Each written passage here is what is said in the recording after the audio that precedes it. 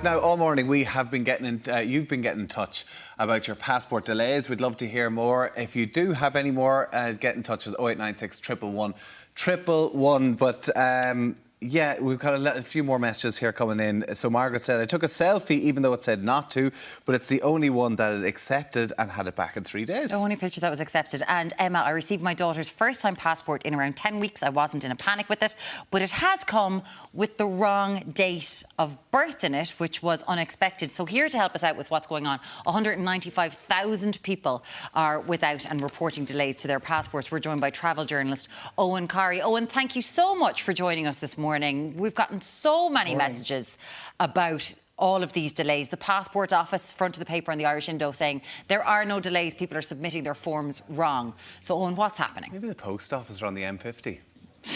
Okay, they're about just short of 200 applications in the system. That's a huge amount. Put that in a context, May is always peak for passport applications. Everyone wakes up in May and says, "Oh, my passport's out of date." And to go back to pre-COVID, May would have had 96,000, April would have had 91,000, and June 81,000. They're the peak months. Put that into 2022, we have nearly 200,000 in the system, up from 170,000 only 3 weeks ago. One law for online and one law for first-timers. The online, as some of your viewers have been reporting, is pretty efficient. It's about 2 weeks for an adult passport renewal. It's 3 weeks for a child renewal. And for the first-time applicants, they say they have it down to about 6 weeks. That's about 8 weeks at the beginning of the month now. So they've shaved 2 weeks off that. As you alluded to, Muireann, there is a very high proportion of returnees, 45% in some places, in some counties, of first-time applicants are being returned. Photograph, a big problem. Improperly witnessed documents is another. So a lot of the complaints that are coming in and people saying that this is taking an unduly long time, it's when the documents are returned. And here's the rub. When you post your application is not when the countdown for that 6 weeks for the first-time applications start. It's when they open the documents and when they start processing it. And one of the big calls has been that they should do the check for the documentation immediately it lands and not wait till they reach it on the in-tray. Okay, right. Okay.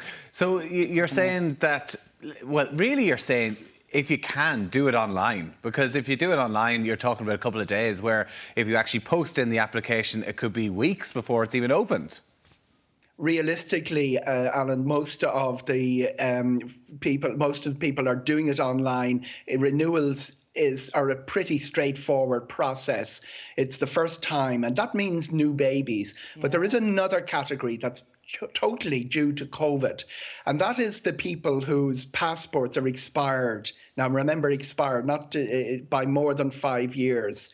It means that the date ran out in 2016 or 2017. And now you go back to renew online. And because it's gone for 5 years, you have to start the process as a first-time applicant. That's a bit of a drama because people that don't travel every year, maybe every 3 years, might have travelled in 2021 and done the renewal then. And now they find they're back in the system as a starter. Now, I understand that people will be very stressed with this, and I am stressed. My daughter is still waiting for her passport, but there's no need to be calling me Alan Eoghan this morning. I'm really sorry, Tommy. I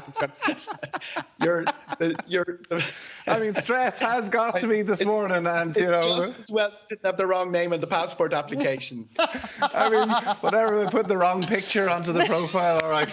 Alan's just walked in. Alan's walking in going, excuse me. Eoghan, can I just ask you, because as we've mentioned there, we've got people saying that the wrong date of birth and all this kind of stuff is coming back. You mentioned it being improperly witnessed. So this is when you go to your Garda station to get the guard to sign it. So are they signing in the wrong box? What's going on there? There's a load of different things happening. There are people, people with putting today's date in instead of the date of birth. That actually is quite a common thing where it's a document. We all panic a little bit when we get a lot of documents. We tend to think we're back doing the leaving cert again, and sometimes something gets filled in the wrong box.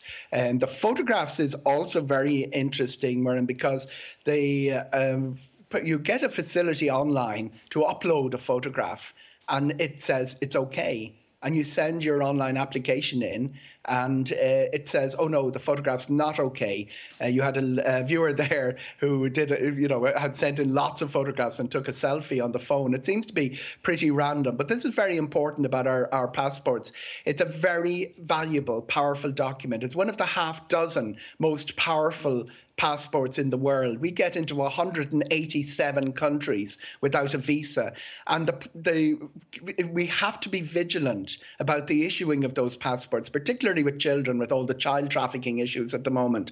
So it does take a legally trained eye to look over the photograph after it's been submitted. It can't be done by computer. So that's where photographs are, people are being told that their photograph is not up to standard. This is a very powerful legal document, one of the most valuable in the world, and they have to, no matter what the queue is, they have to be very, very careful about the issuance of it. Very interesting, because that's the situation we're in at the minute. Oh, and I have to ask you though, I saw Darragh O'Brien tweeting at the weekend about the queues in Dublin Airport. Have you heard any more update on what's going on in Dublin Airport?